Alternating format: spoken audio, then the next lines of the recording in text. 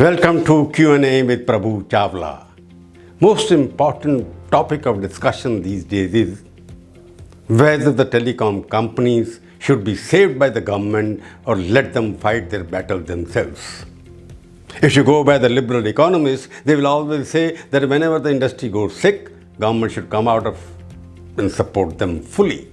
Only 2 weeks ago, Government of India announced such a liberal package of income tax concessions that economy is still to recover from that. And now they want to announce another settlement for the telecom companies. Two questions are very important. One is a couple of important questions which should be answered first before government gets in and gives away some kind of a maximum doling out. Number one question, who is responsible for their bad economy? Number two, are they themselves responsible? First question should be answered that it is not the government which has caused that kind of a massive distress to them. Their own operational system is responsible for the collapse of their model. They themselves have been claiming for the past 25 years, ever since these cell phones were started in this country, 94 for the first time they were started, they have been claiming that they have been huge success for them. It was a good business model. They claim that India has got the maximum numbers of mobile phones. India's population is 1.3 billion. And all the telecom companies like Vodafone, Airtel, Jio and whoever is closed down, they claim that they always claim that they have got more than 1 billion telephone connections. What does it mean? Because they have been expanding very fast. They have been spending very fast at the cost of quality of service being provided to the consumers. If you have got more than 1 billion connections in a country of 1.3 billion, it means either people have 5 telephones per person or they're inflating their figures. How many of them are active? If they're expended so much, it means they must have expended money also on these kind of expansion. Other question is, it has been very high cost development.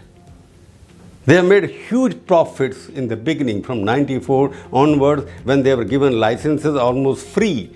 They made billions of dollars. They were charging 15 rupees per minute. Nobody stopped them. But suddenly, 5 years later, they started crying when the auction was done. They said maximum money is being charged because we can't afford this auction. They lobbied for it again and then they forced the government to accept some kind of policy that we will be going by revenue sharing arrangement, adjusted revenue arrangement. That means if the spectrum fees was 10 rupees, there was a ratio fixed that government of India would charge X amount from their collections. So far so good. Now they find themselves a huge debt. All the telecom companies owe about 7 lakh crore rupees to various banks and financial institutions. Recently, Supreme Court dealt a severe blow to both Vodafone, Airtel, asking them to deposit 90,000 crore rupees as AGR, adjusted revenue. What was that? Because they have not been paying, they are saying Government of India is asking for to share revenue on the other services provided by those companies, like you got SMS, you got WhatsApp services, you got data. Government of India says, okay, we are giving spectrum is being used by all the services, therefore you must share that revenue as well. They went to various courts, they lost it, and Supreme Court also said, okay, you have to pay, and they have been given 3 months' time to pay up. As usual, they're crying foul. If we have to pay 90,000 crore rupees, we'll go bankrupt. In fact, Vodafone International declared that we have declared the Indian unit as bankrupt. Yes, consumer has benefited because there is a competition. New big brother has come in the form of Jio. Mukesh Ambani has introduced something. India is the only country where data is the cheapest. He has the cash and therefore is throwing the competition out. That is the allegation. Vodafone can't survive in India, but internationally it is one of the biggest companies in the world. Airtel has been making profit when they were running from 94 onwards. Question is, when the money was being charged heavily from the consumers, they did not cry at that time. Airtel has become, Vodafone has become, Esser was sold, Esser were the people who got it and they sold their company for billions of dollars to Vodafone. Tata also got out of it, they sold it. Aircel also got out of it, they sold it. Each one of the promoters made billions of dollars by selling it. When they made good money when the going was good, why can't they pay money when the going is bad? Why can't they pay on the basis of market forces? Why are you giving cheap services to the consumer? If the cost has gone up, you must ask consumer to pay for more. You will have less subscription, but you will make money. But they want to force the government to give its share of money to them. Government is already suffering. Its budget deficit is going up. Then question is, should the government save them? Why should government? Now even the civil aviation sector is also in trouble. Most of the airlines are closing down. Government is pumping money into Air India because it's owned by the government in India. If you follow the example of bailing out every sick sector, then government of India will be left with only one job. Don't bother about education, don't bother about health, don't bother about social sector, go on saving the big industry. They have already given income tax concession about 2-3 months ago. They have given another 25,000 crore rupees for the real estate sector, the builders who were taken money and run away out of the country. So why should government of India save them? Because they say jobs will be lost, millions of people will lose their jobs.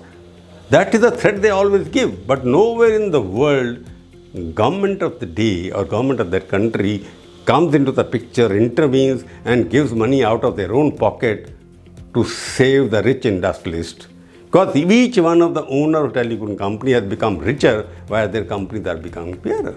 Yes, government of India may be charging heavy spectrum charges. But it's a competitive bid. You bid for it, you got it, and you must pay for it. Supreme Court judgment it comes, you can ask for the relief, okay, penalty and interest rate should be abolished.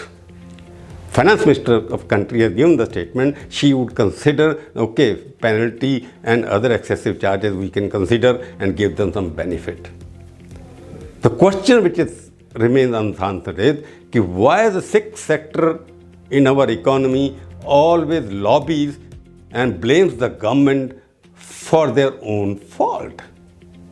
This is happening for the past couple of days because the lobbies, the industrial lobbies are so strong, they are in a position to use all the handles they have got to create an environment that it is the government policy which is causing economic distress. In fact, it's the faulty functioning model, 90,000 crore rupees if they have to pay.